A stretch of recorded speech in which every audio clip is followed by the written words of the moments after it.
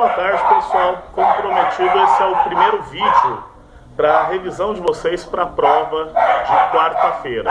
O primeiro tema dos vídeos vai ser a Primeira Guerra Mundial, conflito acontecido entre 1914 e 1918 e que envolveu as principais nações da Europa e posteriormente os Estados Unidos.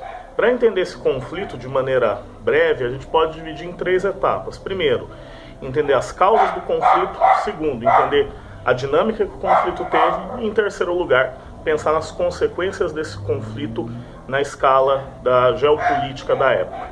Sobre as causas do conflito, a primeira parte que vocês devem lembrar, vamos deixar em questão o seguinte.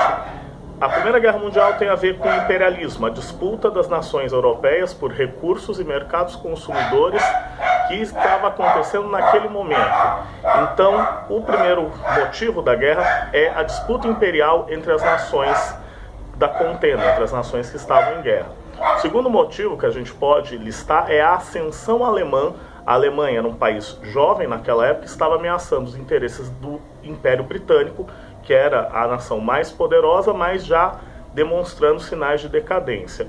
Um terceiro motivo que deve ser citado, deve ser lembrado, é também a questão do revanchismo francês com relação à Alemanha. França e Alemanha estiveram em guerra entre 1870 e 1871, a Guerra Franco-Prussiana. A Alemanha, que na época se chamava Prússia, derrotou a França e de maneira humilhante impôs uma série de condições ao reino da França, que acabou se tornando República Francesa. Isso deixou os franceses bastante desgostosos, querendo a oportunidade de ter uma nova guerra e impor uma derrota aos franceses, aos alemães, quero dizer. Então, tudo isso tem que ser levado em conta. Revanchismo, disputas imperiais e a ascensão alemã que ameaçava os interesses ingleses, Então, esse é o contexto de pré-condições para a guerra.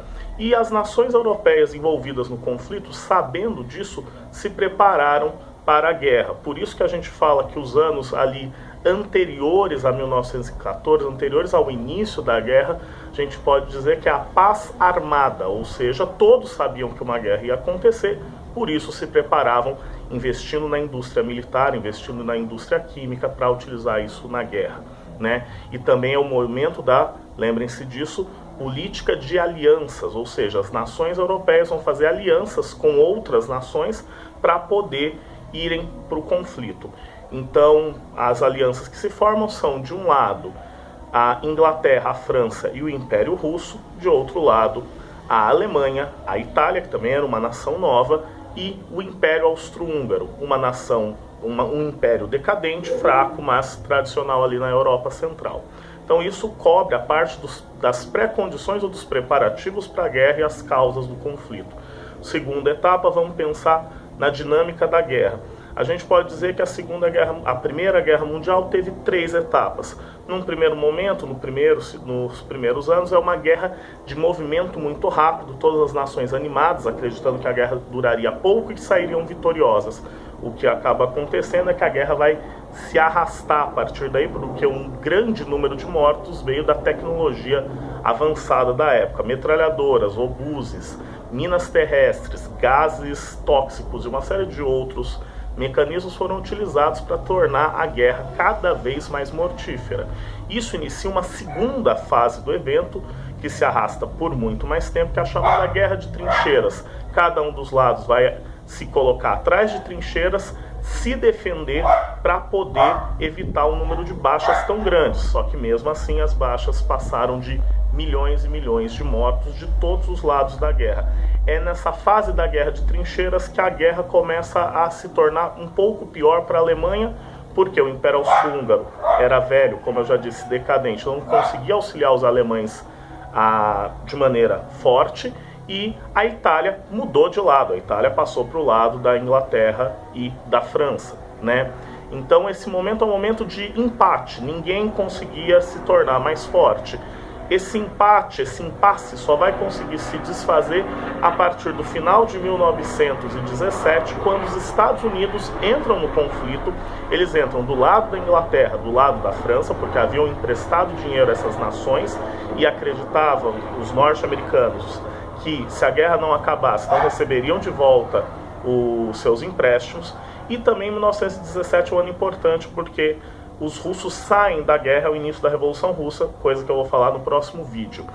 E a guerra se encerra com uma Alemanha isolada, lutando sozinha. Os austro-húngaros saem da guerra por volta de 1917 e a Alemanha vai ser derrotada, os alemães se rendem, né? O Império Alemão tem fim e se inicia um período chamado de República de Weimar na Alemanha.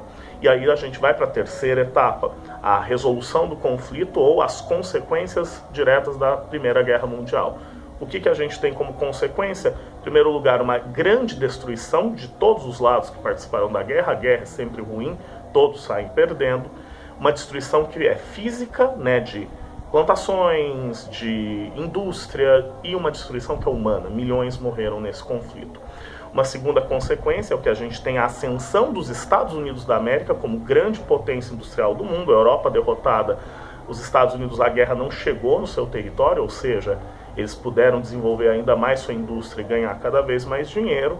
E uma terceira consequência é a Alemanha totalmente derrotada, totalmente destruída, e a Alemanha tendo que assinar o Tratado de Versalhes. Lembrem-se muito do Tratado de Versalhes, aquele tratado que impôs à Alemanha uma série de condições humilhantes, né? E a Alemanha se tornava a única responsável pela guerra, como se os outros países não tivessem participado.